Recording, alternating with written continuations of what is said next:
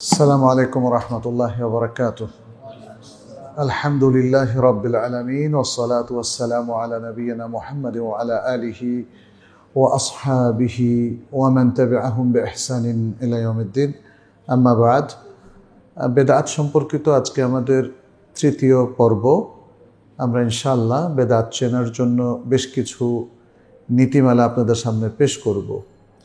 বিগত দুটো পর্বে আমরা বেদাতের সংজ্ঞা, বৈশিষ্ট্য নিয়ে আলোচনা করেছি। খুব সংক্ষেপে সেগুলো একটু আবার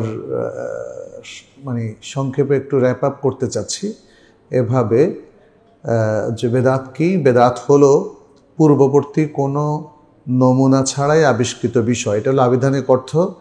আর পারিভাষিক হচ্ছে আল্লাহর দ্বীনের মধ্যে, অর্থাৎ ইসলামের মধ্যে নতুন করে যা প্রচলন করা হয়েছে, আগে ছিল না প্রচলন, নতুন করে প্রচলন করা হয়েছে এবং শরীয়তের ব্যাপক ও সাধারণ কিংবা খাস ও সুনির্দিষ্ট কোনো দলিলের পক্ষে নাই। যে কোনো একটা বেদাতের পক্ষে আপনি কোনো কমন দলিলও পাবেন না আর খাস দলিলও পাবেন না।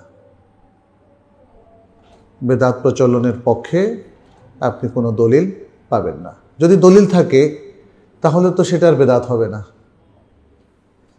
যদি যেমন চাষতের যে সালাত, এর পক্ষে দলিল আছে না, ফলে এটা বেদাত হবে না। যে আমলগুলোর পক্ষে দলিল আছে খাস অথবা কমন, সেগুলো বেদাত হবে না। যেমন যদি জোহরের পরে অথবা এশার পরে কেউ একটু নফল পড়তে চান, আপনি যদি বলেন রাসূল আপনি যে এভাবে নফল পড়তে চান, এটা কি রাসূল সাল্লাল্লাহু আলাইহি সাল্লাম পড়েছেন কি না? হ্যাঁ, এই প্রশ্ন চলবে না, কারণ জোহরের পর থেকে আসরের আগ পর্যন্ত যে কোনো নফল পড়ার ওয়াক্ত উন্মুক্ত আছে। এশার পর থেকে সুবহে সাদেকের আগ পর্যন্ত যে কোনো নফল পড়ার সুযোগ উন্মুক্ত আছে। যেহেতু উন্মুক্ত আছে, অতএব এটাকে বেদাত বলা যাবে না। কিন্তু যদি আপনি বলেন রাত 10টায় 2 রাকাত সালাত, তাহলে পক্ষে খাস কোনো দলিল আছে? নাই। কোনো কমন কোনো দলিল আছে? তাও নাই।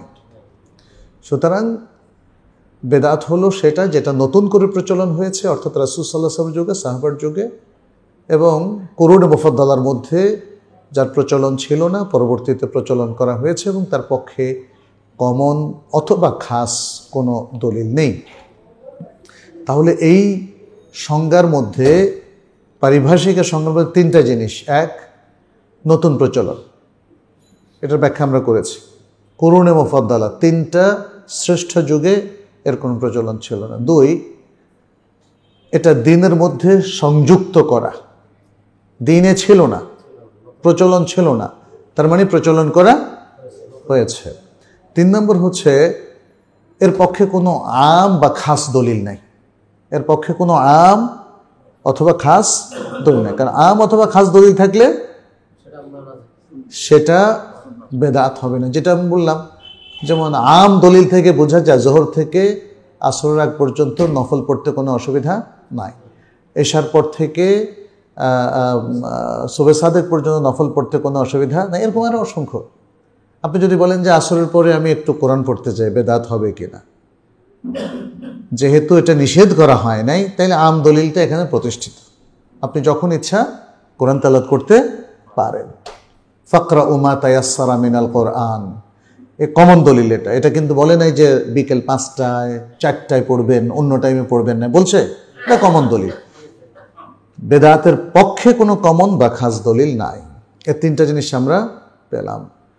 তাহলে রাসূল সাল্লাল্লাহু আলাইহি ওয়াসাল্লাম আরেকটা কথা, যে কুল্লু বেদাতে অকুল্লা বেদাতিন দালালা, সব ধরনের বেদাত ভ্রষ্টতা। বেদাতের মধ্যে এটা উত্তম আর ওইটা অনুত্তম, এটা বলার কোনো সুযোগ নাই। আচ্ছা, এরপর আমরা বেদাত নির্ধারণে বলেছিলাম মানুষ কত প্রকার, এটা আলোচনা করেছি। 3 প্রকার। বেদাত নির্ধারণে মানুষ 3 ভাগে বিভক্ত হয়ে গেছে।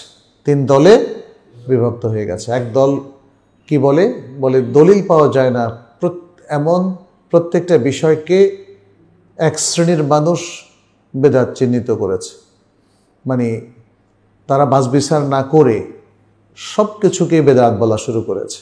এমনকি মুআমালাত, মরিচ খাওয়াও বেদাত, সিগারেট খাওয়াও বেদাত, হারাম মাকরুহ সব তাদের কাছে বেদাত। এখানে প্রসঙ্গত বলি, সব পাপ কি বেদাত? মদ খাওয়া কি বেদাত কিনা? মদ খাওয়াটা কি বেদাত বলা যাবে না, এটা হারাম কিন্তু বেদাত। তাহলে বুঝতে হবে সব হারাম বেদাত না, কারণ কেউ সবের উদ্দেশ্যে মদ খায় না, কেউ এটা মদ খাইলে এটা খুব দিনদারি, দিন পালন করা হয়, এভাবে কেউ করে না। অতএব এই ব্যাপারটা খেয়াল রাখতে হবে। সব কিছুকে আপনি বেদাত বলে দিবেন বাছবিচার না করে, এটা গ্রহণযোগ্য নয়। কিন্তু একদল লোক আছে কিনা এরকম? আচ্ছা। দুই হচ্ছে, যারা দিনের মধ্যে নতুন নতুন কাজ চালু হয়েছে, ওরস চালু হচ্ছে, তারা বলে ওরস মোবারক। মিলাদ চালু হয়েছে, তারা বলে যে মিলাদ ফরজ। এরকম বিভিন্ন নতুন নতুন প্রচুর বেদাত চালু হয়েছে, কিন্তু তারা বলে আমরা বেদাত বলতে নারাজ। মানুষ আল্লাহর জন্য করে কত কান্নাকাটি, কত মন তাদের সুন্দর, তাহলে এই জিনিসগুলো এই মানুষেরা করছে, কত দিল দিয়ে করছে তারা, তাহলে এটাকে আপনি বেদাত কেন বলবেন? এখন দিল দিয়ে করলে কি বেদাত হবে না?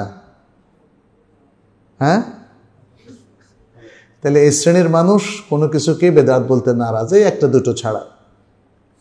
3 নম্বর হচ্ছে, যারা যাচাই বাছাই করে তারা দলিলের ভিত্তিতে, মানে বেদাতে যে নীতিমালা আছে তারা লোককে বেদাতকে চিহ্নিত করে, আর যাকে তাকে যখন তখন বেদাতও বলে না। আবার যেটা প্রকৃত বেদাত সেটাকে বেদাত বলতে কার্পণ্যও করে না। এরা কি ঠিক নাকি বেঠিক? এরাই ঠিক। আহলুস সুন্নাহ ওয়াল জামাতের মূলনীতির উপর তারাই রয়েছে, তারাই মধ্যম পন্থাবলম্বী, তারা হকপন্থী। এবারে আসেন বেদাতের কিছু নীতিমালা। বেদাতের নীতিমালাগুলো আমরা আপনাদের সামনে তুলে ধরছি। অনেকগুলো নীতিমালা আছে। কিভাবে বুঝবেন যে এটা বেদাত? এই নীতিমালাগুলোর মাধ্যমে। এই নীতিমালা অনুযায়ী আপনি খুব সহজেই বেদাত চিহ্নিত করতে পারবেন। 1 নম্বর, আজকে এই নীতিমালাগুলো বলার মধ্য দিয়ে আমাদের পর্বটা শেষ হবে ইনশাআল্লাহ। প্রথম নীতি হচ্ছে অত্যধিক দুর্বল হাদিস, যার দুর্বলতা কাটে নাই। দুর্বলতা কাটলে হাদিস তখন কি হয়? জয়ীফ হয়। দুর্বলই তো জয়ীফ।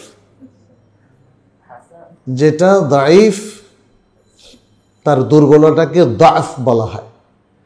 এখন দুর্বল হাদিসের দুর্বলতা কেটে গেলে কি হয় এটা আমি বলেছি, হাসান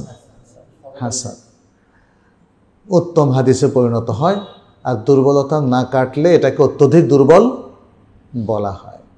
এখন অত্যধিক দুর্বল হাদিস আপনি সংরক্ষণ করে রাখবেন এই পরীক্ষা নিরীক্ষার জন্য যে অন্য হাদিসের যে মেথোডোলজি আছে সে অনুযায়ী হাদিসের দুর্বলতা কাটে কি কাটে না, বুঝতে পেরেছেন?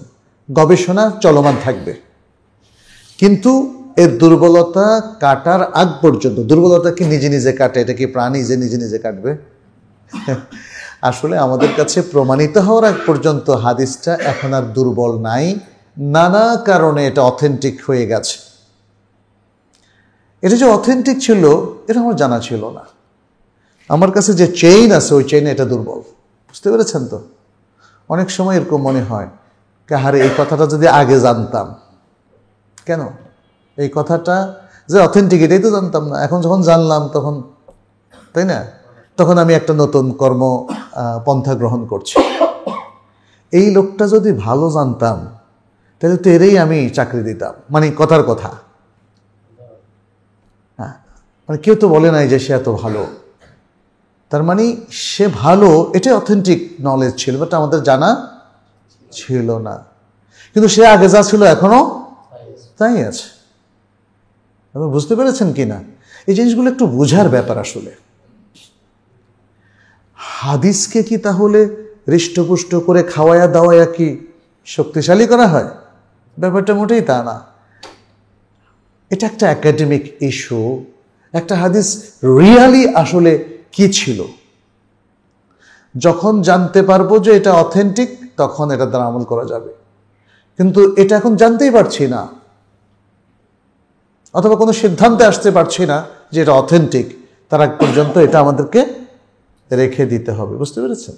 তাহলে অত্যধিক দুর্বল, যেটা এখনো সবল হয় নাই আমাদের গবেষণা প্রক্রিয়ার মধ্য দিয়ে, সেটা এবং মিথ্যা ও জাল কথাবার্তা, যেটাকে মানুষ হাদিস হিসেবে চালিয়ে দিয়েছে, ফ্যাব্রিকেটেড, এই ধরনের ইনফরমেশন বা কথার ভিত্তিতে যে সকল আমল ইবাদত হিসেবে চালু হয় সেগুলো বেদাত। ক্লিয়ার কিনা এটা? হ্যাঁ, এটা বেদাত চিহ্নিত করার জন্য খুবই খুবই গুরুত্বপূর্ণ নীতি। কারণ অধিকাংশ বেদাত কিন্তু এভাবে এসেছে। এই যে শবে বরাত বলেন, শবে বরাতের উপরে ইমাম সুয়ুতি প্রায় 250 হাদিস জোগাড় করে ফেলছে, অথচ একটা হাদিসই তো যথেষ্ট, 250 হাদিস লাগে। কিন্তু এই হাদিসগুলোর দারাজা কি, পজিশনটা কি? শুধু হাদিস জোগাড় করলে তো হবে না, এগুলো সবল এবং শক্তিশালী হতে হবে।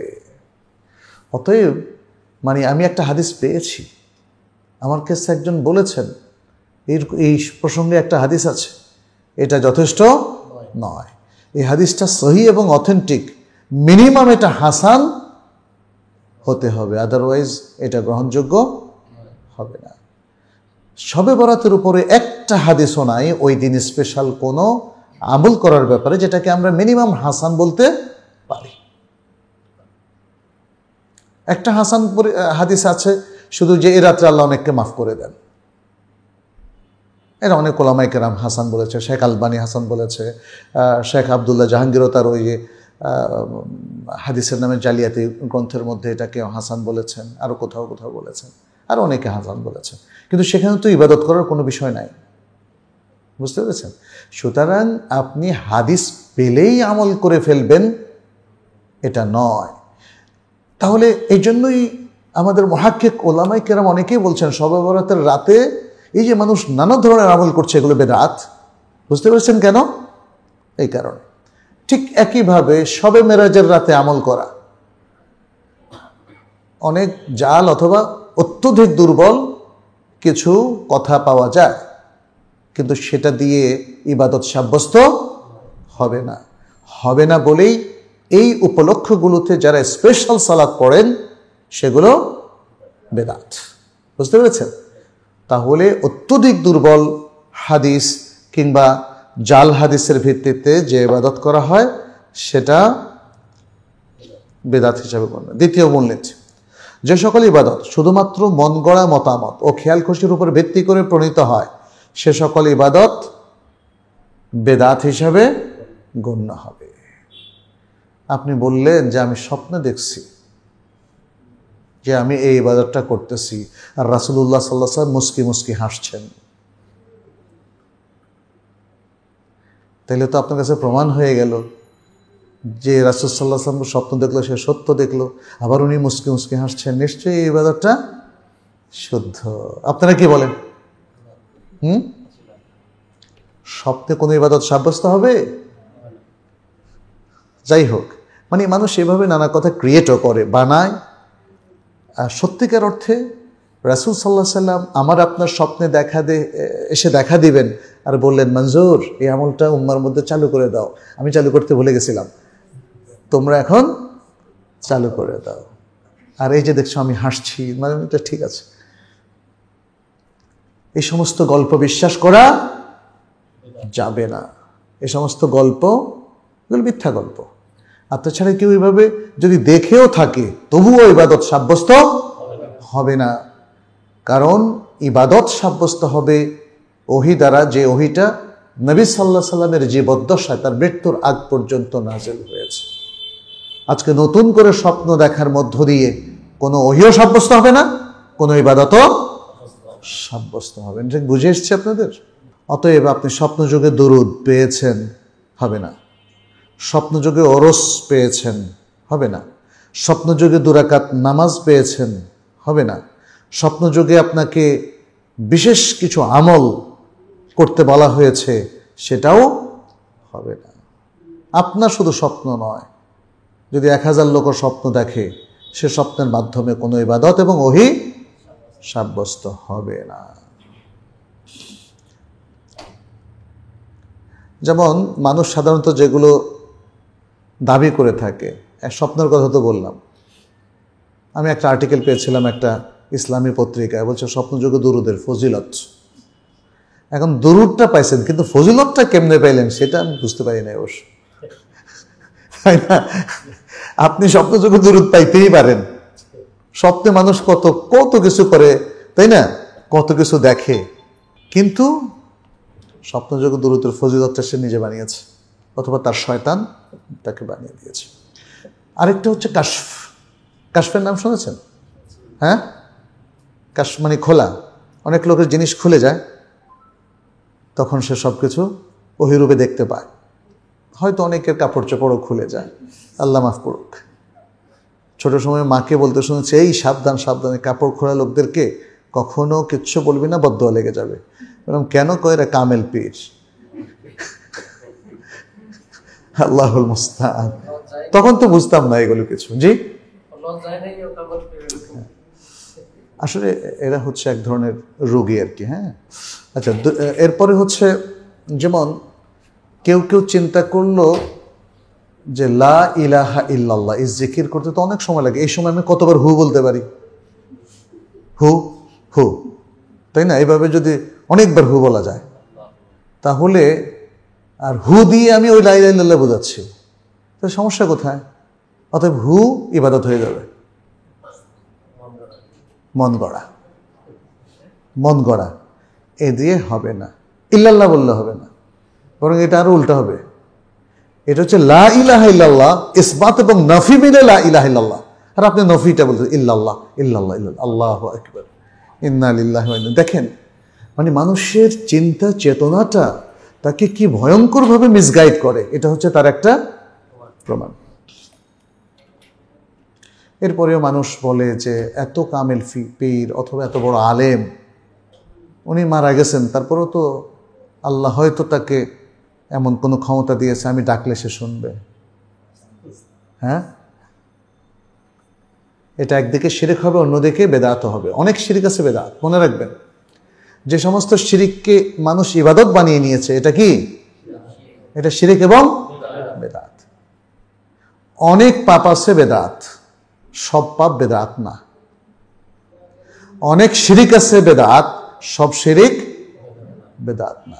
অনেক কুফর আছে বেদাত, সব কুফর বেদাত। এগুলো একটু বুঝতে হবে। হ্যাঁ, তৃতীয় নীতি, কোনো বাধা বিপত্তির কারণে নয়, বরং এমনিতেই রাসূল সাল্লাল্লাহু আলাইহি সাল্লাম যে সকল আমল এবং ইবাদত থেকে বিরত থেকেছিলেন, পরবর্তীতে উম্মতের কেউ যদি সে আমল করে, তবে তার শরীয়তে বেদাত হবে। যেমন ধরেন কেউ একজন বলল যে রাসূল সাল্লাল্লাহু আলাইহি সাল্লাম থাকলে তিনি ওরস করতেন। আমাদের প্রশ্ন হচ্ছে বাধা কি ছিল? রাসূল সাল্লাল্লাহু আলাইহি সাল্লাম ওরস করতে মানে থাকলে, আরো কিছু জীবিত থাকলে তিনি ওরস করতেন, এটা আপনি বলছেন। আচ্ছা, তিনি যখন ছিলেন তখন ওরস কেন করলেন না? আপনি হয়তো বলবেন যে এক বাধা ছিল। আসলে কি কোনো বাধা ছিল? এটা যদি শরীয়ত সম্মতই হতো তাহলে রাসূল সাল্লাল্লাহু আলাইহি ওয়াসাল্লাম করতেন না? যদি বাধা থাকে তাহলে এটা একটা দলিল।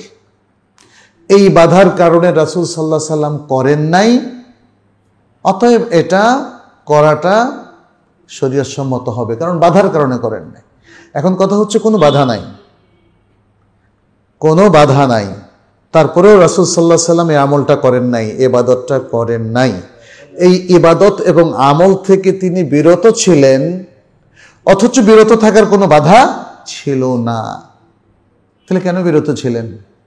আপনারা বলেন তো কেন বিরত ছিলেন? জটিল লাগতেছে? জটিল না, সহজ। এটা শরীয়তের কোনো সমর্থন ছিল না বলে তিনি করেন নাই। বুঝতে পেরেছেন? শরীয়তের সমর্থন থাকলে তো করতেন। আর যদি আপনি বলেন শরীয়তের সমর্থন ছিল তারপর তিনি করেন নাই, আমি এটা দাবি করলাম, আপনি যদি বললেন, তাহলে বাধা ছিল কি? যদি বাধা থাকে তাহলে আপনার কথাটা গ্রহণযোগ্য, বাধা না থাকলে কোনো গ্রহণযোগ্য নাই। অর্থাৎ রাসূল সাল্লাল্লাহু আলাইহি সাল্লাম এই আমলটা, যেমন মিলাদ পালনের ক্ষেত্রে রাসূল সাল্লাল্লাহু আলাইহি সাল্লামের পথে কি কোনো বাধা ছিল? কোনো বাধা ছিল না। তার কত সন্তান জন্মগ্রহণ করলো, মৃত্যুবরণ করলো, তার সাহাবারা, ইয়াং সাহাবারা জন্মগ্রহণ করলো, মৃত্যুবরণ মারাও গেল, কই তিনি তো কোনো জন্মোৎসব করেন নাই। এবং তার জন্মোৎসব পালনের ক্ষেত্রে তার নিজেরও তো জন্ম ছিল। আমাদের দেশে তো এখন সবাই দেখি নিজের জন্মোৎসব পালন করে, নিজের বিবাহের জন্মোৎসবও পালন করে, নিজের সন্তানের জন্মোৎসবও পালন করে, নিজেরটাও করে, নিজের বউরটাও করে না? তো রাসূল সাল্লাল্লাহু আলাইহি সাল্লামকে কে বাধা দিয়েছিল এগুলো করতে? কোনো বাধা ছিল? বাধা ছিল না। এটাই হচ্ছে এই পয়েন্টটা। একটু জটিল লাগে, আসলে জটিল না। রাসূল সাল্লাল্লাহু আলাইহি সাল্লাম যে সকল আমল এবং ইবাদত থেকে বিরত থেকেছিলেন কোনো বাধা ছাড়াই, সেটা বেদাত বলে গণ্য হবে আজকে যদি কেউ সেটা করে। ক্লিয়ার হয়েছে? কারণ এটা শরীয়ত সম্মত হলে তিনি করতেন, যেহেতু কোনো বাধা ছিল না, যেহেতু কোনো বাধা ছিল না, শরীয়ত সম্মত হলে তিনি করতেন। যেহেতু শরীয়ত সম্মত না, এই জন্য তিনি করেন নাই। বেদাত তো হাজার হাজার, কোটি কোটি। রাসূল সাল্লাল্লাহু আলাইহি সাল্লাম তো এটা বলবেন না যে ওরস বেদাত, অমুক বেদাত। তিনি যেটা ইবাদত সেটা করে গেছেন, যেটা শরীয়ত সেটা দেখায় গেছেন। অতএব রাসূল সাল্লাল্লাহু আলাইহি সাল্লাম যে ইবাদত এবং শরীয়ত সাব্যস্ত করে গেছেন, এর বাইরে কি আর কোনো ইবাদত সাব্যস্ত হবে? এর বাইরে আর কোনো শরীয়ত সাব্যস্ত হবে? হবে না। সেগুলো তো কোটি কোটি, তাই না? ভারতবর্ষে যান, কোটি কোটি আমল দেখতে পাবেন, এগুলো কোনোটাই রাসূল সাল্লাল্লাহু আলাইহি ওয়াসাল্লাম করেন নাই। এখন যদি কেউ সেটা করে কি হবে? দিনের নামে করলে সেটা বেদাত হবে। সেই বেদাতের মধ্যে কিছু পাবেন পাপ, কিছু পাবেন শিরক, কিছু পাবেন কুফরি। বুঝতে পেরেছেন কিনা? যে কোনো অমুসলিম কান্ট্রিতে যাবেন, হাজার হাজার রকমের আপনি আমল দেখতে পাবেন। এই আমলের মধ্যে কিছু কুফর, কিছু শিরক, কিছু পাপ। আর এগুলো যখন আপনি দ্বীনের ইসলামের মধ্যে ঢুকাবেন, তখন এগুলোর পজিশন ঠিকই থাকবে, আর সাথে অ্যাড হবে এগুলো বেদাত। যেটা শিরক, শিরকই থাকবে, সাথে অ্যাড হবে কি? বেদাত। কারণ এই শিরকটাকে আপনি ইসলামে ঢুকাই ফেলছেন, বলছেন যে এটা এখন ইবাদত। কুফুরির কোনো আমলকে আপনি বললেন যে এটা আমি পালন করে সওয়াবের আশা করব, তাহলে কুফুরির পজিশনও ঠিক থাকবে, সাথে অ্যাড হবে এটা বেদাত। বেদাত পাপ, একটা পাপ, যে কোনো একটা হিন্দু, বৌদ্ধ বা খ্রিস্টানদের আমলকে আপনি বললেন যে এটা ইসলামে দেখি চলে কিনা, চালাই দেই। এরকম ঢুকছে, কিন্তু ঢুকছে। অনেক ধর্ম থেকে মানুষ অনেক কষ্ট করে, চালাকি করে অনেক কিছু ইসলামে ঢোকানোর চেষ্টা করেছে, আজও সেটা অব্যাহত আছে। তাহলে এগুলো ইসলামের দৃষ্টিতে যদি কুফরি হয়ে থাকে, সেই কুফরির পজিশনটা নষ্ট হবে না, প্লাস অ্যাড হবে এটা বেদাত। শিরকটাও শিরক প্লাস বেদাত, পাপটাও পাপ প্লাস বেদাত। কারণ এগুলো, এই যে শিরক, কুফরি, পাপ, এগুলোকে ইবাদত হিসাবে চালিয়ে দেওয়া হচ্ছে, মন গড়া। তো আমরা যেটা বললাম যে এই আমলগুলো রাসূল সাল্লাল্লাহু আলাইহি সাল্লাম কি করেছিলেন? করেন নাই। কেন করেন নাই? কোনো বাধা কি ছিল? না, কোনো বাধা ছিল না। তাহলে উত্তর হচ্ছে শরীয়ত সম্মত হলে তিনি করতেন। কারণ ইবাদতের একটা মূল শর্ত হচ্ছে এটা সাব্যস্ত হতে হবে, হয় কোরআন দিয়ে, নয় হাদিস দিয়ে। যদি কোরআন হাদিসের মধ্যে কোনো ইবাদত পাওয়া না যায়, সেটা ইবাদত হবে না। ক্লিয়ার কিনা? একটু বুদ্ধিবৃত্তিক কথাবার্তা, বাট কঠিন না, সহজ। এই সহজ বোধটা যদি না বুঝেন, তাহলে তো শরিয়া আপনার কাছে নিরাপদ হবে না। আপনি শরিয়ার মধ্যে অনেক কিছু চালু করে দিবেন, আবার শরিয়া থেকে অনেক কিছু মাইনাস করে দিবেন। এই বুঝটুকু আমাদের থাকতে হবে প্রিয় ভাইরা। বারবার আমরা একথাই বলছি, আমাদের অনেকে শুধু ওই যে টুপির মধ্যে কোথায় কোনখান দিয়ে এক চক্কর বেদাত এগুলো নিয়ে ব্যস্ত। আরে মানে বেদাতের উদাহরণের চাইতে বেদাত চেনার মূলনীতিটা বেশি গুরুত্বপূর্ণ। আপনি এই মূলনীতিগুলো জানলে পৃথিবীর মধ্যে যত বেদাত আছে সব চিহ্নিত করতে পারবেন। এমনকি আপনি চাঁদের দেশে অথবা মঙ্গল গ্রহে অথবা আকাশের কোথাও যদি বেদাত পান তখনও সেও চিহ্নিত করতে পারবেন ইনশাআল্লাহ। ঝড় তুফান আসলে ঘরে আজান দেওয়া, আজান কি রাসূল সাল্লাল্লাহু আলাইহি ওয়াসাল্লামের যুগে ছিল? ঝড় তুফান ছিল না? ছিল। তো ওই সময় কি আজান দিয়েছেন?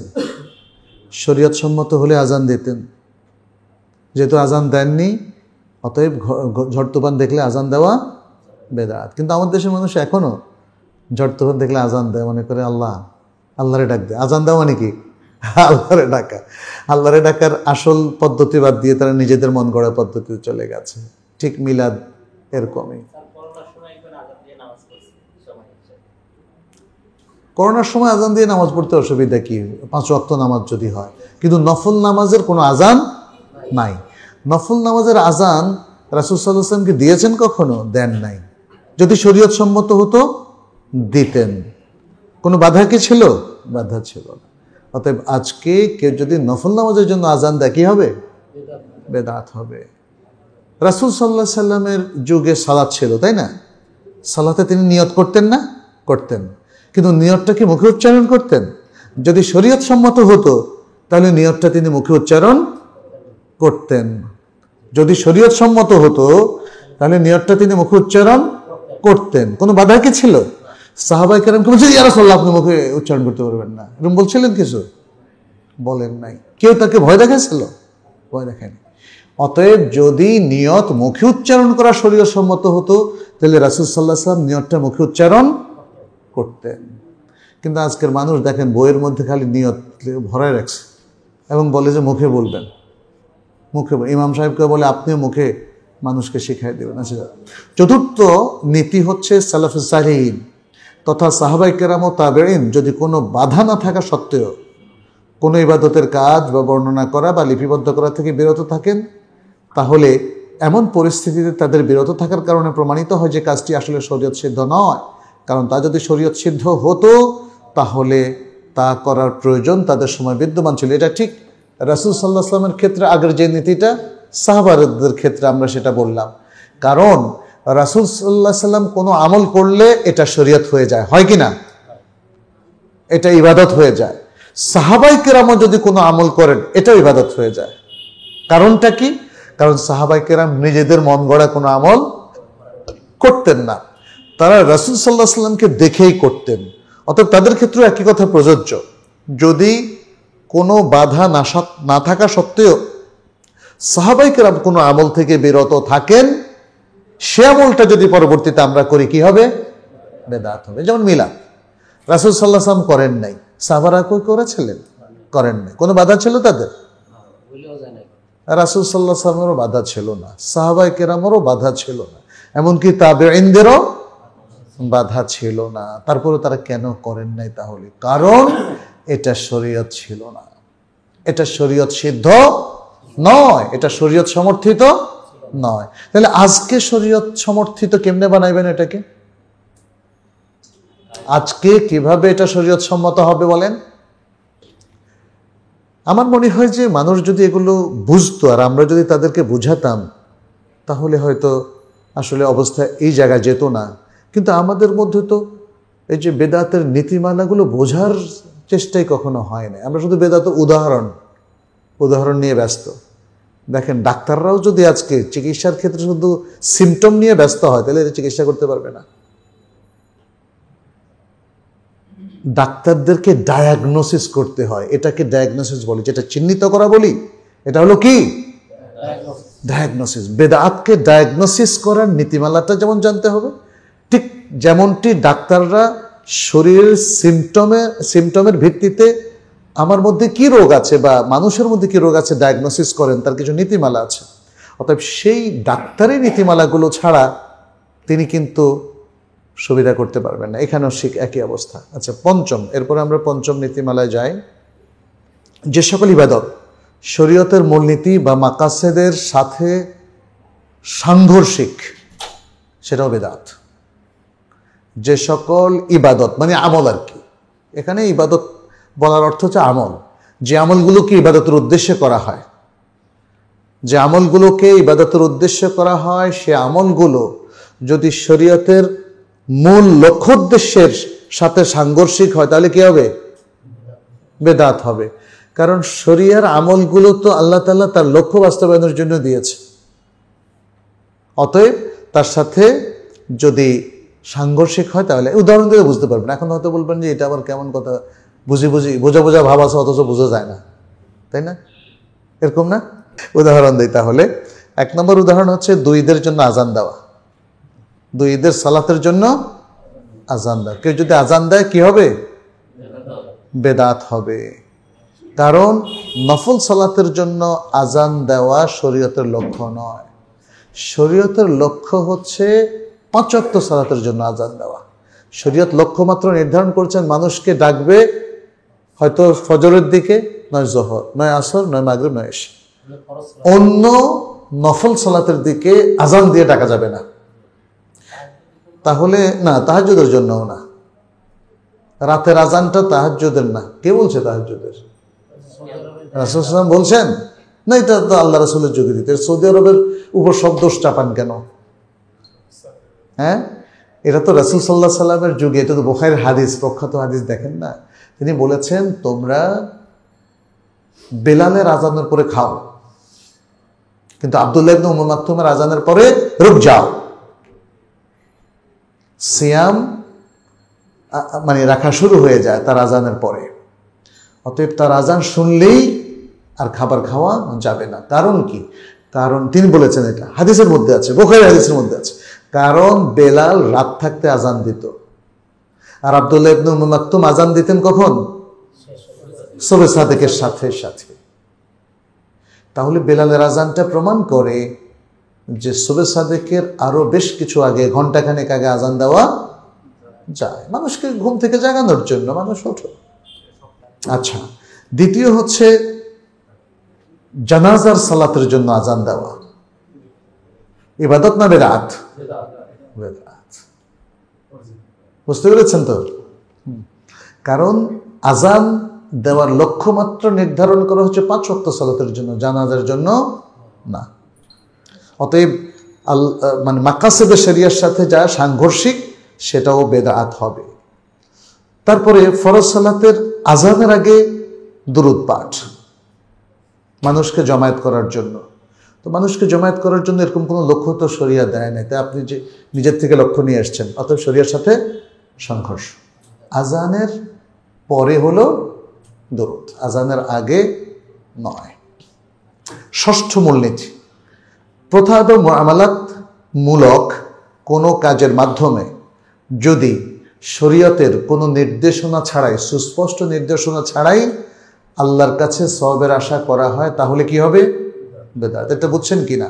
প্রথা, মুআমালাত, চেয়ারে বসলাম একটু আরাম করার জন্য, এটা মুআমালাত। এটা মুআমালাত। রাস্তায় হাঁটলাম, পার্কে গিয়ে একটু বসলাম গাছের নিচে, এটা মুআমালাত। এখন কেউ যদি বলে গাছটা তো সুন্দর, এখানে তো দেখে মাঝে মাঝে মৌলভী সাহেবরা আসে বসেন, একজন এসে বলল যেহেতু মৌলভী সাহেবরা বসেন অতএব এটা সওয়াবের কাজ। রমনা পার্কের বড় গাছটার নিচে বসলে 1 লক্ষ সওয়াব পাওয়া যাবে। এটা কি হবে? বেদাত হবে। মুআমালাতের কাজ জায়েজ, মুবাহ, আর এটাকে সওয়াবের কাজ নিজের মন গড়া যখন নির্ধারণ করবেন কি হবে? বেদাত হবে। একটা সুনির্দিষ্ট সোফায় বসলে যদি 1000 সওয়াব হবে বলে আপনি প্রচার করেন, কি হবে? এটা বেদাত। আপনি যদি বলেন সকালবেলায় পীরের গলির ওই অমুক হোটেলে 2টো রুটি খেলে 2টা সওয়াব, কি হবে? এটা এমনি যে কোনো রেস্টুরেন্টে 2টো রুটি খাইতে কোনো সমস্যা আছে? হ্যাঁ, নাই। তাহলে মুআমালাতের কাজগুলোকে যখন আপনি সওয়াবের কাজে রূপান্তরিত করবেন এবং তার জন্য সওয়াব সাব্যস্ত করবেন, কি হবে এটা? ক্লিয়ার কিনা? অনেকে হয়তো বলবে যে মুআমালাতের কাজকে আপনারা বেদাত বানাইছেন। আমরা তো বেদাত বানাই নাই, যারা বেদাত বানাচ্ছে তাদেরকে আমরা ডায়াগনোসিস করছি, চিহ্নিত করছি। মুআমালাতের কাজ তো হালাল, হালাল কাজটাকেও যদি কেউ সেটাকে সওয়াবের কাজ হিসাবে কারার দেয়, সিদ্ধান্ত দেয়, তখন সেটা কি থাকবে না? আর মুআমালাতের কাজ থাকবে না, সেটা সওয়াবের আমল হিসাবে সাব্যস্ত করার কারণে কি হবে? বেদাত হবে, কারণ এর পক্ষে কোনো দলিল নাই। এমনকি কিছু মানুষ তো আপনি পাবেন যে ঢোল বাজায় ছেলে মেয়েতে, যেমন আমাদের দেশের ভান্ডারি না কারা যেন এরকম করে, এবং এ দিয়ে তারা সওয়াবের আশা করে। সুফি তরিকায় চট্টগ্রামে কিংবা বিভিন্ন জায়গায় আপনি দেখবেন গান বাজনা বাদ্য দিয়ে তারা সওয়াবের আশা করে। এটা হলো একদিকে পাপ, অন্যদিকে বেদাত। পাপ কাজকেও কিছু লোক তাদের বুদ্ধি এবং মন গড়া চিন্তা ভাবনা দিয়ে তারা সওয়াবের কাজে রূপান্তরিত করেছে, ফলে এটা বেদাত হবে। ক্লিয়ার কিনা আপনাদের কাছে? যেমন আপনি যদি বলেন যে দেখেন জুরজটধারী লোকেরা, যাদেরকে সাধারণ মানুষ পীর মনে করে, তাদের মতো পোশাক পরলে সওয়াব হবে। অথবা পশমি কাপড়, যেখান থেকে সুফ থেকে সুফি এসেছে কারো কারো মতে, যেহেতু তারা খুব সাধারণ জীবনযাপন করে, এই যে পশমি কাপড়, সস্তা পশমি কাপড় পরে, এর মধ্যে অনেক সওয়াব আছে। এটা বলাটা কি বেদাত হবে? এটা বলাটা বেদাত হবে। চট, ছেঁড়া, তালি বা ময়লাযুক্ত কাপড় পরলে সওয়াব হবে, যদি কেউ বলে কি হবে? বেদাত হবে। কেউ যদি বলেন যে দিনে যদি 12 ঘন্টা চুপ থাকা যায়, এটা বড় ইবাদত, তাহলে কি হবে? বেদাত হবে। ক্লিয়ার কিনা? সপ্তম নীতি, আল্লাহ এবং তার রাসূল সাল্লাল্লাহু আলাইহি সাল্লাম যে সকল কাজ নিষেধ করে দিয়েছেন, সেই নিষিদ্ধ কাজগুলোকে আল্লাহর নৈকট্য প্রাপ্তির কাজে গণ্য করা, এটা কি হবে? বেদাত হবে। অর্থাৎ পাপ কাজগুলোকে, যেটা একটু আগে বললাম, পাপ কাজগুলোকে সওয়াবের কাজ হিসাবে চিহ্নিত করলে এটা বেদাত হবে। পাপ পাপ কিন্তু থাকবে, পাপের স্ট্যাটাসটা নষ্ট হবে না। পাপ প্লাস বেদাত, যেমন গান বাজনা, বাদ্য, কাওয়ালি, এগুলো। এখন তো দেখি যে কাওয়ালির যুগ আবার ফিরে এসছে, দেখলাম। হ্যাঁ, ইসলামী কাওয়ালি নাকি? কাফির, মুশরিক ও বিজাতীয় লোকদের অনুকরণের মাধ্যমে আল্লাহর নৈকট্য অর্জন করা। বুঝতে পেরেছেন তো? এটা মুসলিম, পৌত্তলিক, কাফির, তাদের কোনো কার্যক্রমের মাধ্যমে যদি আপনি আল্লাহর নৈকট্য অর্জন করেন, এটা নৈকট্য হবে না, এটা কি হবে? এটা বেদাত হবে। কেন রাসূল সাল্লাল্লাহু আলাইহি সাল্লাম প্রত্যেক বেদাতকে ভ্রষ্টতা বলেছেন? বুঝতে পারছেন তো? আসলে দেখেন, এই যে লালন শাহ, তিনিও যা যা করেছেন, দেখবেন সেখানে ইসলামের ঘোরতর আপত্তি, অনেক শিরকি চিন্তা ভাবনা এবং আমল দুটোই তার ছিল। আর এগুলোকে একদল মানুষ মনে করেছে এটা ধর্মীয়, মানে অনেক কিছু। অনেক তো তাকে ইসলাম ধর্মীয় মনে করে, যদিও অনেকে তাকে আবার হিন্দু ধর্মীয়ও মনে করে। কিছু ডিবেটও আছে। সব কিছু মিলিয়ে তার কাছে তো কখনোই কোরআন সুন্নাহর অনুসরণ ছিল না, কখনোই না। ফলে তার কার্যক্রমকে দেখেন, কিছু মানুষ কিন্তু ধর্মীয় রূপ দিয়েছে। এদেশে যারা লালন গীতি গায়, কিংবা আরো কি, এই যে গ্রামীণ যে কি সমস্ত গান গায় না, মারেফাতি গান আছে না, এই যে ভান্ডারিও আছে, মারেফাতি, এই যে বিভিন্ন গানগুলো আছে, এই গানগুলোর মধ্যে দেখবেন যে তারা দ্বীনের কথা বলে, তারপরে ধর্মের কথা বলে, বা ইসলামের বিভিন্ন বিষয় নিয়ে তারা গান গায়। হ্যাঁ, এই সমস্ত গানগুলোকেও তারা কিন্তু ধর্মীয় গানে রূপান্তরিত করেছে। তো সুতরাং মানুষের মধ্যে এই যে উদ্ভটভাবে, মানে কোরআন সুন্নাহর বিপরীতে গিয়ে যে কিছু কাজকে তারা বেদাত বানিয়েছে এমনটা না, বরং তারও বাইরে তারা পৌত্তলিক কার্যক্রমকে, পাপের কার্যক্রমকে, তারা কুফরি কার্যক্রমকে পর্যন্ত সওয়াবের ফ্লেভারটা দিয়েছে। তো সুতরাং রাসূল সাল্লাল্লাহু আলাইহি ওয়াসাল্লাম এই জন্য খুব শক্তভাবে বলেছেন, ওয়া কুল্লু বিদআতিন দালালাহ ওয়া কুল্লু দালালাতিন ফিন্নার। এর আগে বলেছেন ওয়া কুল্লু মুহদাসাতিন বিদআহ ওয়া কুল্লু বিদআতিন দলালা ওয়া কুল্লু দালালাতিন ফিন-নার। আচ্ছা, অষ্টম যে নীতি সেটা হলো যে সকল ইবাদত শরীয়তে নির্ধারিত সময়, স্থান বা পদ্ধতিতে খাস করা হয়েছে, যেমন সালাত। জোহরের সালাত জাওয়ালের পর থেকে আসরের আগ পর্যন্ত, এটা হলো সময়। অতএব যদি কেউ বলেন যে না, সারা জীবন জোহরের সালাত জাওয়ালের পরে পড়েছি, এখন 1 বছর জাওয়ালের আগে পড়ব, কি হবে? একদিকে বেদাত হবে, অন্যদিকে বাতিল। সালাত হিসাবে এটা বাতিল, কারণ ওয়াক্ত নির্ধারণ করেছেন কে? আল্লাহ। ইন্না সালাতা কানাত আলাল মুমিনিনা কিতাবাম মাওকুতা। আপনি নির্ধারণ করার কি? আর তাও হচ্ছে আল্লাহটাকে বাতিল করে। সুবহানাল্লাহ, তাই না? আল্লাহর নির্ধারিত সময়টাকে বাতিল করে আপনি আরেকটা সময় দেওয়ার মতো অথরিটি পেলেন কোথায়? আচ্ছা, আরেকটা বিষয় হচ্ছে স্থান। আব্রাহা বলেছিল যে মক্কায় সবাই হজ করবে, হতে পারে না, এই জন্য মক্কাকে ধ্বংস করে আমি হজটাকে একটু আরেক জায়গায় নিয়ে আসব। এটা তো আব্রাহি চিন্তা, আব্রাহি চিন্তা। কোনো স্থান পরিবর্তন করা যাবে না, কোনো স্থান। যে স্থানে যেটা রাসূল সাল্লাল্লাহু আলাইহি ওয়াসাল্লাম করেছেন কিয়ামত পর্যন্ত সেটাই থাকবে। একটু চেঞ্জ করলে সেটা কি হয়ে যাবে? বেদাত হবে। তাহলে সময় চেঞ্জ করলেও, ইবাদতের সময় চেঞ্জ করলে বেদাত হবে, স্থান চেঞ্জ করলে বেদাত হবে। আরেকটা কি? পদ্ধতি। রাসূল সাল্লাল্লাহু আলাইহি ওয়াসাল্লাম বলছেন তাহরিমুহাত তাকবীর ও তাহলিলুহাত তাসলিম। সালাত শুরু করতে হবে আল্লাহু আকবার বলে, শেষ করবেন আসসালামু আলাইকুম। এখন আপনি বললেন তাহরিমুহাত তাসলিম ও তাহলিলুহাত তাকবীর। সালাত শুরু করবেন আসসালামু আলাইকুম বলে আর শেষ করবেন আল্লাহু আকবার বলে, কি হবে? বেদাত হবে। ক্লিয়ার কিনা আপনাদের কাছে? বিন্দু মাত্র পদ্ধতির গায়ে কোনো চেঞ্জ আনতে পারবেন না। রুকুর যিকিরটা সিজদা নেওয়া যাবে না, সিজদার যিকিরটা রুকুতে নেওয়া যাবে না, সূরা ফাতিহার জায়গায় তাশাহুদ পড়া যাবে না, তাশাহুদের জায়গায় সূরা ফাতিহা পড়া যাবে না। আপনি যদি বলেন খাওয়ার টাইমে তো আমরা আগে কিছু করতে পারি, তাহলে এখানে সমস্যা কি? খাওয়া তো মুআমালা, আর খাওয়া তো ইবাদত হিসেবে করছেন না। খাওয়া আপনার দেহের প্রয়োজনে করছেন। আপনি আগে কোনোদিন ডাল খেতে ইচ্ছে করে, পরের দিন মাছ, তারপরের দিন মুরগি, তারপরের দিন খাসি, যেটা ইচ্ছে খান। কিন্তু যদি বলেন যে ঠিক সেটার উপর কিয়াস করে কোনোদিন আগে সূরা ফাতিহা পড়বো, অথবা পরের দিন দুরূদ পড়বো, দুরূদ দিয়ে শুরু করবো, আরেক দিন তাশাহুদ দিয়ে শুরু করবো, সেই সুযোগ নাই।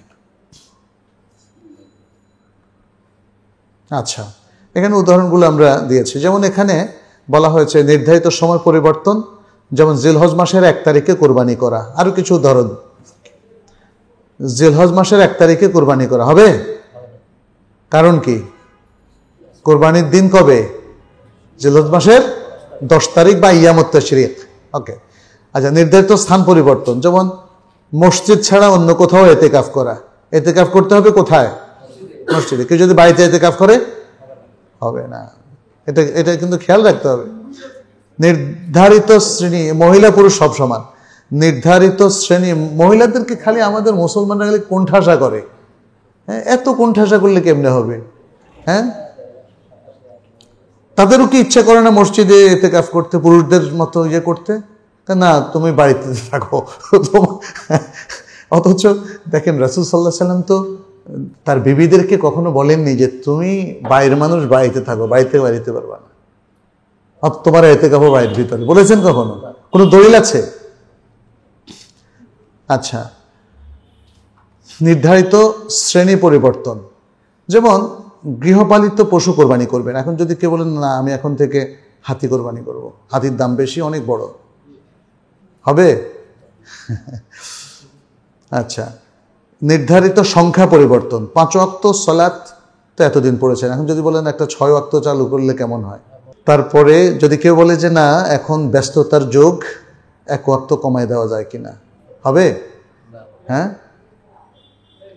অথবা যদি বললেন যে পাথর মারতে 60টা মারার মতো ধৈর্য কি আর আছে, একসাথে 60টা মেরে দিলাম, কি বলে জামারাতে, হবে না। নির্ধারিত পদ্ধতি, যেমন অজুর পদ্ধতি, এটা আমরা তো সালাতের কথাও বলেছি। অজুর পদ্ধতি, অজু শুরু করবেন কি দিয়ে? হাত ধোয়া দিয়ে। এখন কেউ যদি না পা দিয়ে শুরু করি, একবার হাত দিয়ে একবার পা দিয়ে, তাহলে হবে না। যেটা কোরআন এবং সুন্নাহ আমাদেরকে বলেছে তার বাইরে যাওয়া যাবে না। নবম নীতি হচ্ছে ব্যাপক অর্থবোধক দলিল দ্বারা শরীয়তে যে সকল ইবাদতকে উন্মুক্ত রাখা হয়েছে সেগুলোকে নির্দিষ্ট সময় বা নির্দিষ্ট স্থান বা অন্য কিছুর সাথে সীমাবদ্ধ করা, এটা বেদাত হবে। শরীয়ত যখন কোনো ইবাদতকে ওপেন করে দেয়, আপনি সেটাকে পার্টিকুলার করতে পারবেন না, খাস করতে পারবেন না। ওই যেটা আমরা বললাম, একটা লং টাইমে সকাল থেকে জাওয়ালের আগ পর্যন্ত আপনি সালাতুদ দুহা যে কোনো টাইমে পড়তে পারেন, কিন্তু আপনি যদি এখানে খাস করে যান না, ঠিক 10টার মধ্যে শেষ করতে হবে। এই যে একটা নতুন জিনিস আরোপ করলেন, একটা সীমারেখা আরোপ করলেন, এটা কোথায় পেলেন? মন গড়া না? মন গড়া।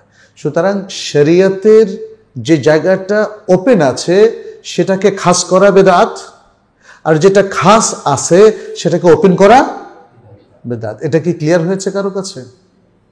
হ্যাঁ, সবার কাছে ক্লিয়ার আশা করি। যেটা খাস ওটাকে আম করা, যেটা আম ওটাকে খাস করা। আসলে শরিয়ার কোনো কিছুর উপরে হাত দেওয়া যাবে না। হাত দিলেই আপনাকে আল্লাহ মডিফাই করতে পারেন, আপনি আল্লাহর নিয়মকে মডিফাই করতে পারেন না। বাস কথা এটাই। আল্লাহ এবং তার রাসূল সাল্লাল্লাহু আলাইহি সাল্লাম প্রত্যেকটা জিনিসকে এক্স্যাক্টলি যেভাবে ডিসক্রাইব করেছেন, নির্ধারণ করেছেন, বর্ণনা করেছেন, বিধান দিয়েছেন, তার মধ্যে বিন্দু মাত্র নড়চড় করা যাবে না। নড়চড়, বুঝতে পেরেছেন তো? অর্থাৎ এদিক থেকেও সরাতে পারবেন না, ওদিক থেকেও সরাতে পারবেন না, বা এদিক থেকেও বাড়াতে পারবেন না, ওদিক থেকেও বাড়াতে পারবেন না।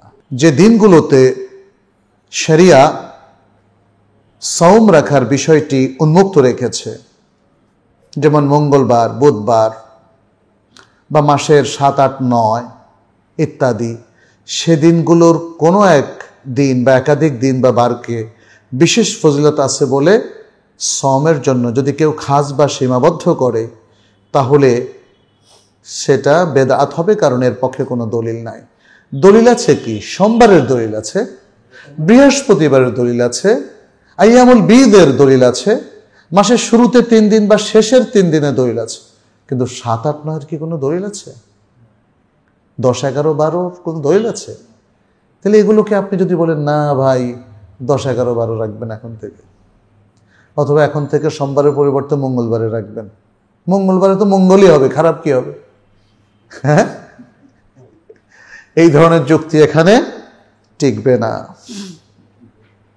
আচ্ছা, দশম নীতি, শরীয়তে যে পরিমাণ অনুমোদন দেওয়া হয়েছে ইবাদত করতে গিয়ে, সেক্ষেত্রে তার চেয়ে বেশি আমল করার মাধ্যমে বাড়াবাড়ি করা, অর্থাৎ শরীয়তে যেটা ফ্লেক্সিবল রেখেছে আপনি বাড়াবাড়ি করতে পারবেন না। বাড়াবাড়ি করাটা বেদাত। বাড়াবাড়ি করাটা, যদিও তখন এটা একটু অ্যাবস্ট্রাক্ট হয়ে যাবে, কি ধরনের বাড়াবাড়ি করা? আসলে বাড়াবাড়ি বলতে এখানে কড়াকড়ি একটা সুন্নত মানানোর জন্য, আমলটা সুন্নত মানে মুস্তাহাব পর্যায়ের সুন্নত, মুস্তাহাব পর্যায়ের সুন্নতকে আপনি কি করলেন? বাড়াবাড়ি করলে এটা কি হবে? ওয়াজিব বা ফরজ হবে। তো একটা মুস্তাহাব পর্যায়ের আমলকে যদি আপনি ওয়াজিব বা ফরজ কারার দেন, তাহলে কি হবে? আপনার এই সিস্টেম, আমলটা তো ঠিক আছে, বাট আপনি এটাকে, এই সহি আমলটাকে কি করলেন? বেদাতে রূপান্তরিত করলেন। ঠিক যেমনি ভাবে সহি সালাতটাকেই আপনি একটু সংযোজন বিয়োজন করে এটাকে বেদাতে রূপান্তরিত করলেন। তাহলে অনেক সহি আমল বেদাতে রূপান্তরিত হয়ে যেতে পারে আপনার মডিফিকেশনের কারণে, আপনার কোনো কিছু অ্যাড করার কারণে, কোনো কিছু বাদ দেওয়ার কারণে, অথবা যেটা আমরা সর্বশেষ বললাম কি, ফরজকে ওয়াজিব করা, ওয়াজিবকে ফরজ করা, ওয়াজিবকে মুস্তাহাব বানানো, এটাও কিন্তু বেদাত হবে। আপনি যদি বলেন জোহরের নামাজ মুস্তাহাব, হবে এটা? হ্যাঁ। আবার যদি বলেন জোহরের পরে আরো 2 রাকাত পড়াটা এখন থেকে ফরজ, বেদাত হবে না? দেখেন, জোহরের পরে 2 রাকাত রাতেব নামাজ আছে কি নেই? রাতেব আছে না? জোহরের পরে 2 রাকাত রাতেব নামাজ, যেটাকে মানুষ সুন্নতে মুআক্কাদা বলে, আছে না? আছে। কিন্তু আপনি যদি বলেন এটা এখন থেকে ফরজ, কি হবে? এটা বেদাত। এই কথাটাই আমরা এখানে বোঝাচ্ছি যে শরীয়তে যে পরিমাণ অনুমোদন দেওয়া হয়েছে, যে পজিশন শরিয়া দিয়েছে, তার চেয়ে আরো অনেক কড়াকড়ি আরোপ করে আরো কঠিন পজিশন আপনি মডিফাই করলেন, আপনি দিয়ে দিলেন, তাহলে এটা কি হবে? বেদাত হবে। এই জন্য আমাদের দেখেন শরিয়া বোঝাটা খুব জরুরি। শরিয়ার লক্ষ্য উদ্দেশ্য বোঝা, আমলটা বোঝা, তার সীমারেখাটা বোঝা, শরিয়ার মানচিত্রটা বোঝা। মানচিত্র বুঝে এসছে? শরিয়া যখন যেখানে যেটা লিখেছেন, বাংলাদেশের মানচিত্রে নোয়াখালীর জায়গা যদি বলেন এটা কুমিল্লা, রংপুরের জায়গা বলেন যদি এটা রাজশাহী, হবে? এটা হবে না। এই জন্য শরিয়ার মানচিত্র বুঝতে হবে আমাদেরকে। শরিয়ার মানচিত্র বোঝা মানেই হচ্ছে যেটা যে জায়গায় আছে এক্স্যাক্টলি সেটা সেভাবে বোঝা এবং সেভাবেই সবকিছু নির্ধারণ করা। তাহলে আপনার আমার আমলটা ঠিক থাকবে। আর মানচিত্র পাল্টিয়ে ফেললেন তো সব কাজ বেদাত হয়ে গেল, বরবাদ হয়ে গেল। আচ্ছা, একাদশ নীতি, যে সকল আকীদা, মতামত ও বক্তব্য আল কোরআন ও সুন্নাহর বিপরীত কিংবা এ উম্মতের সালাফে সালেহিনের ইজমা বিরোধী, সেগুলো শরিয়ার দৃষ্টিতে বেদাত। সহজ জিনিস। এটা কি কেউ বুঝতে পেরেছেন? কে বুঝায় বলবেন দেখি, একটু বলেন তো এটা কি, পয়েন্টটা কি? যে সকল আকীদা, আমল, বিশ্বাস এবং বক্তব্য, কি বলেছি? বিশ্বাস, বক্তব্য কোরআন সুন্নাহর বিপরীত অথবা উম্মার ইজমায়ের বিপরীত, তাহলে সেটা কি? বেদাত। কোরআন সুন্নাহর বিপরীত তো আমরা শুরু থেকে বলে এসেছি, এটা ক্লিয়ার। ইজমার বিপরীত অর্থাৎ আমাদের নবী সাল্লাল্লাহু আলাইহি ওয়াসাল্লাম থেকে আরম্ভ করে সাহাবায়ে কেরাম যেটা বলেছেন তার বিপরীতে গেলে তো বেদাতই হবে। তাহলে এটা মনে রাখবেন। আমাদের প্রজন্ম অথবা প্রজন্মের পর প্রজন্ম যে মূলধারার বিশ্বাসকে লালন করেছেন, যে আমলগুলো তারা প্র্যাকটিসে রেখেছেন, আপনি যদি সেই বিশ্বাসের আকীদার বাইরে চলে যান এবং সেই আমলের বাইরে চলে যান, তাহলে কি করলেন? বেদাত করলেন। খুব সহজ জিনিস। এই নীতিটা বলা হলেও মূলত এর মূল কথাগুলো আগেও বলা হয়ে গেছে। তাহলে এখন মানুষ আকীদার বাইরে কেমনে যায়? কারণ সে এখন আকল দিয়ে অনেক কিছু বুঝে। এদেরকে বলা হয় আকলানি, এদেরকে বলা হয় কি? আকলানি। সে আকল দিয়ে বলে যে এই হাদিসটা বুখারীর মানতে পারলাম না, বলে যে স্ত্রীদের যখন তারা খুব নুশুজ, চরম অবাধ্য হয় অথবা পরকিয়া করে, তাদেরকে মৃদু প্রহার করো বা শয্যায় আলাদা করে দাও। বলছে যে এখানে এই যে মৃদু প্রহার, আসলে মৃদু প্রহার হবে না, তাদেরকে নিয়ে লং ড্রাইভে চলে যাও অথবা তাদেরকে নিয়ে সফরে বের হও। এই যে অর্থটা করা হলো, এই অর্থটা করছে তারা পাশ্চাত্যের প্রাচ্যবিদদেরকে একটু খুশি করার জন্য। কারণ এই ধরনের অর্থ, মানে এই আয়াতের এই অর্থ এই গত 1400 বছরে কেউ করে নাই, বুঝছেন তো? সুতরাং নিজের আকল প্রসূত দেখা যাচ্ছে আজকাল বেশ কিছু মানুষ, নতুন নতুন মুফাসসিরও বের হয়েছে, কিছু মুজতাহিদও বের হয়েছে, তারা সব উল্টাপাল্টা কথাবার্তা বলে, তারা সহিহ বুখারী সহিহ মুসলিমের বিপক্ষে কথা বলে এবং আমাদের যে 1400 বছর ধরে হাজার হাজার স্কলাররা যে ব্যাখ্যাগুলো তারা বা ইসলামের যে ন্যারেটিভগুলো কোরআন এবং সুন্নাহর আলোকে দাঁড় করিয়েছেন তার বিরুদ্ধে তারা কথা বলে, নিজস্ব আকল প্রসূত। এগুলো সবই বেদাতি চিন্তা। কারণ বেদাত শুধু আমলের হয় না, বেদাত আকীদায়ও হয়। ওহির বিপরীতে যদি কোনো ধর্মীয় চিন্তা, রিলিজিয়াস থিঙ্কিং কেউ তার আকল প্রসূত নিয়ে আসে, এগুলো হলো তার আকীদাগত বিভ্রান্তি এবং অ্যাট দ্য সেম টাইম আকীদাগত বেদাত। কারণ আকীদা সাব্যস্ত হবে কোরআন এবং সহিহ সুন্নাহ ভিত্তিক, এর বাইরে আর কোনো কিছু দিয়ে আকীদা সাব্যস্ত করার কোনো সুযোগ নেই। আচ্ছা, দ্বাদশ নীতি, যে সকল আকীদা কোরআন ও সুন্নায় আসে নাই এবং সাহাবায়ে কেরাম এবং তাবিঈনদের কাছ থেকেও বর্ণিত হয়নি, সে সকল আকীদা বেদাতি আকীদা বলে গণ্য হবে। কবরওয়ালা তাসাররুফ করতে পারে, এগুলো মানুষ সুফিদের কাছে জেনেছে। এই আকীদাটা বেদাতি আকীদা, কারণ এটা নবী সাল্লাল্লাহু আলাইহি ওয়াসাল্লাম বা পরবর্তী যে কুরুন মুফাদ্দালা তাদের কারো কাছ থেকে আসেনি, বরং কোরআন সুন্নাহ এবং সাহাবায়ে কেরামের বক্তব্য হচ্ছে মৃত ব্যক্তি কারো ভালোও করতে পারে না, মন্দও করতে পারে না। সুতরাং কেউ যদি এসে তাদের ভালো মন্দের কারণে যে মনে করে যে না ওনার বদদুয়া লাগবে, এরকম অনেক শোনা যায়। মৃত মানুষ, মৃত, হয়তো আপনার কোনো কালে আপনার মুরব্বী ছিল, আপনার ওস্তাদ ছিল, বা এলাকার নাম করা আলেম ছিল, বললো যে এই কাজ করলে ওনার মনে কষ্ট হবে অথবা ওনার বদদুয়া লাগবে। আচ্ছা, কাজটা তো খারাপ, তো ওনার দিকে ফেরাচ্ছেন কেন? আল্লাহর দিকে ফেরাতে সমস্যা? যে কাজটা আল্লাহ পছন্দ করেন না, এই কাজটা অ্যালাউড না, এই কাজটা জায়েজ না, এটা বললেই তো হয়। আপনি ওনার মনে কষ্টের সাথে থেকে আপনি কানেক্ট করেন কেন? তাই না? এই ধরনের কানেকশনটা বেদা হবে এবং এই ধরনের কানেকশন করা যাবে না। যেমন সুফি তরিকার যে সকল আকীদা এবং বিষয় কোরআন সুন্নায় আসেনি এবং সাহাবায়ে কেরাম তাবেঈনদের কাছ থেকেও বর্ণিত হয়নি, সে সকল সুফি আকীদা কি হবে? বেদাত বলে গণ্য হবে। ইমাম শাতিবী রাহিমাহুল্লাহ বলেন, এসব বেদাতি আকীদার মধ্যে রয়েছে এমন সব অলৌকিক বিষয় যা শ্রবণকালে মুরিদদের উপর শিরোধার্য করে দেওয়া হয়। কে করে দেন? পীর সাহেব মুরিদদের উপর, তোমরা এতবার এই দরুদ পড়বা, এতবার এটা করবা, বিভিন্ন এই দরুদ পড়লে তোমার জাহান্নাম থেকে মুক্তি লাভ ঘটবে, ইত্যাদি ইত্যাদি। আর মুরিদদের কর্তব্য হলো যা থেকে সে বিমুক্ত হয়েছে পুনরায় পীরের পক্ষ থেকে তা করার অনুমতি ইঙ্গিত না পেলে তা না করা। এটা সাধারণত তারা বাউন্ড। এভাবে আরও অনেক বিষয় যা তারা আবিষ্কার করেছে, সালাফদের প্রথম যুগে যার কোনো উদাহরণ খুঁজে পাওয়া যায় না। সুফি তরিকার মধ্যে এই ধরনের ত্রুটিগুলো অনেক বেশি, কারণ সুফি তরিকার পুরোটাই তারা মন গড়া করেছে, এগুলোই সমাজে ঢুকে গেছে। মানুষ তো আসলে দেখবেন একটা জিনিস, এই যে তরিকা বলেন, এই যে বিভ্রান্তি বলেন, বেদাত বলেন, এগুলো ভাইরাস। আর ভাইরাসটা কি? রোগ। ভাইরাসটা হলো রোগ। রোগ পরিবাহিত হয় দুটো জিনিস দিয়ে, একটা হলো ভাইরাস দিয়ে আর একটা হলো ব্যাকটেরিয়া দিয়ে। ভাইরাস অথবা ব্যাকটেরিয়া।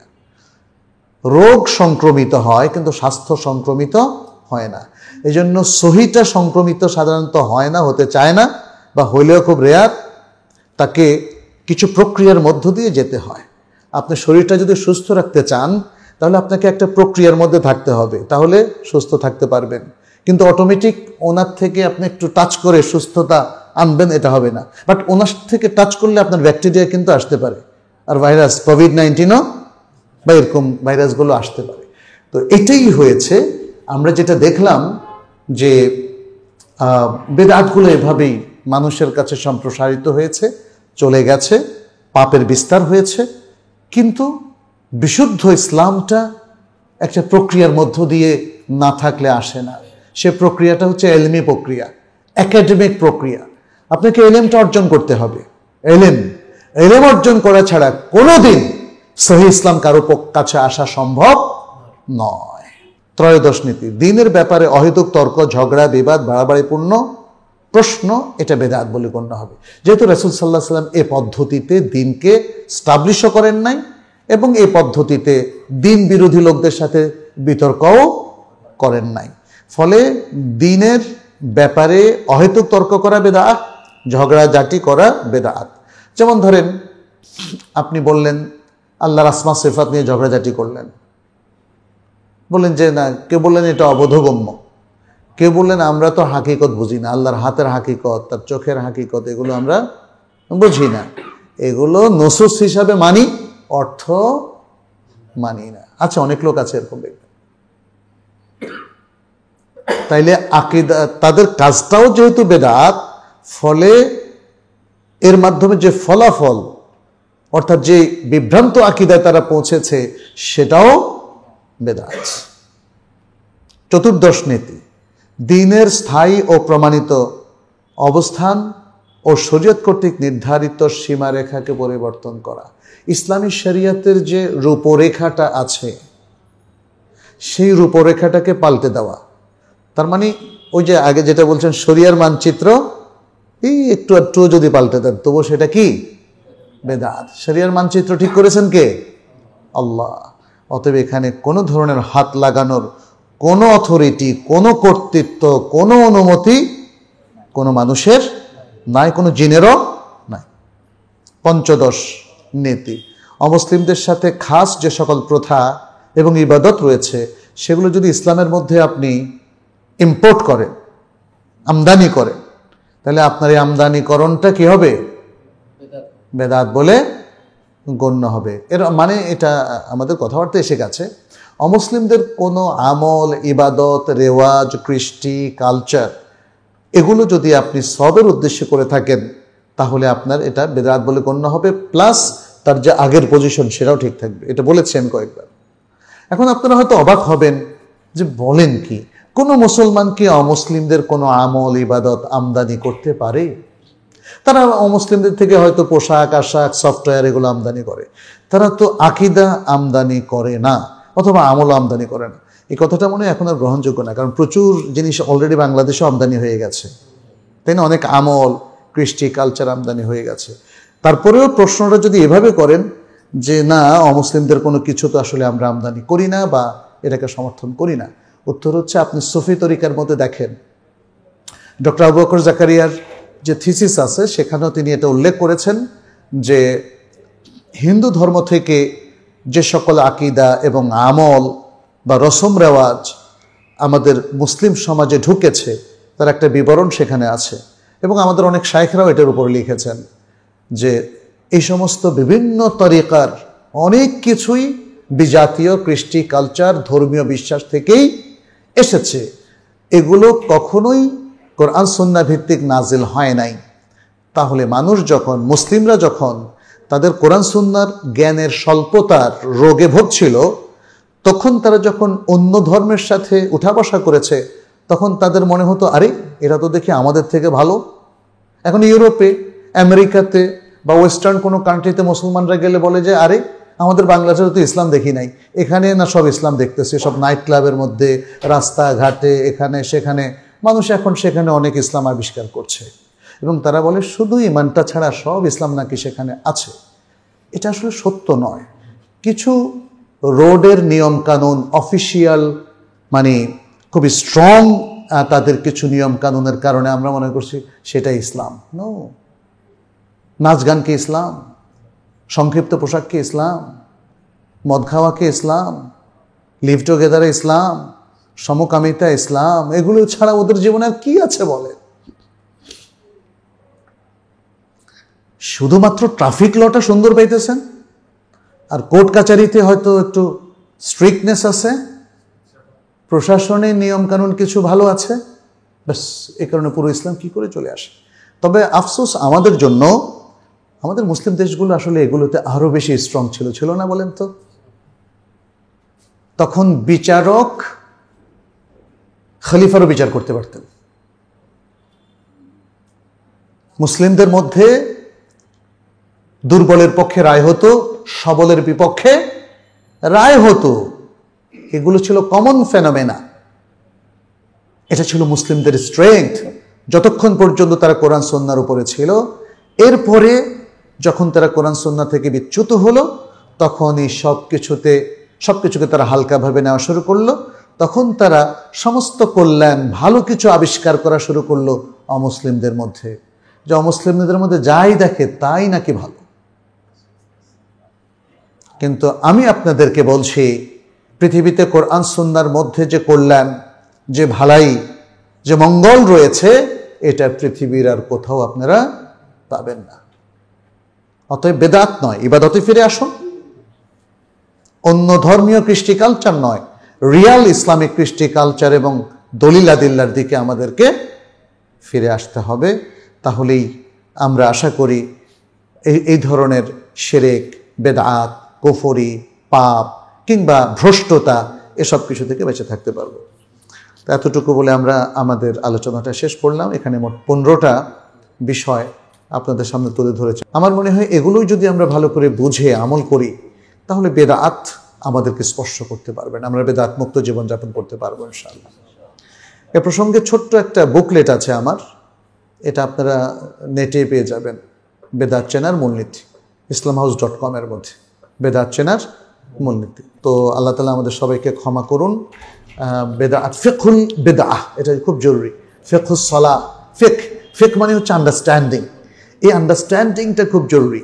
মনে রাখবেন এত কিছুর পরেও কিছু জায়গা কিন্তু ইখতিলাফ থাকবে, ওখানে বাড়াবাড়ি করা যাবে না। এই জায়গাটাকে বেদাত বলবো কি বলবো না, এটা নিয়ে কিছু ইখতিলাফ আছে। সালাতের মধ্যে অনেক ফিকহি ইখতিলাফ আছে। এখন যে সালাতটা রফউল ইয়াদাইন করা হচ্ছে না সেটা কি বেদাত হয়ে যাবে? না, সেটা বেদাত হবে না। এই জায়গাটাও আমাদের আন্ডারস্ট্যান্ডিং এর ব্যাপার আছে। তাহলে বুঝতে হবে যে কিভাবে সালাতের মধ্যে কি সংযোজিত হলে সালাতটা বেদাতে পরিণত হবে, আর কোন জায়গায় ফিকহি ইখতিলাফ। এবং ফিকহি ইখতিলাফ যেখানে আমরা দেখি যে ইমামরাই ইখতিলাফ করেছেন, সাহাবায়ে কেরাম ইখতিলাফ করেছেন, তাহলে এক সাহাবারটা কি বেদাত, আরেক সাহাবারটা কি সঠিক? এই জিনিসগুলো বি কেয়ারফুল, এগুলো সতর্ক অবস্থানে থাকতে হবে আমাদেরকে।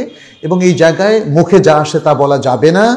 এবং বিশেষ করে জ্ঞানীগুণী সম্মানিত ব্যক্তি আমাদের সাহাবায়ে কেরাম এবং আইম্মা, তাদের ব্যাপারে কোনো কথা বলার আগে অথবা তাদেরকে ইলজাম দেওয়ার আগে আমাদেরকে হাজারবার চিন্তা করতে হবে এবং তাদের ব্যাপারে আদব রক্ষা করতে হবে।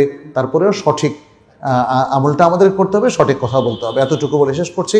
হাদা সাল্লাল্লাহু সাল্লাম আলা নবিয়িনা মুহাম্মদ ওয়া আলা আলিহি ওয়া সাহবিহি আজমাইন। আসসালামু আলাইকুম ওয়া রাহমাতুল্লাহি ওয়া বারাকাতুহু। সুবহানাকাল্লাহুম্মা ওয়া বিহামদিক, আশহাদু আল্লা ইলাহা ইল্লা আনতা আস্তাগফিরুকা।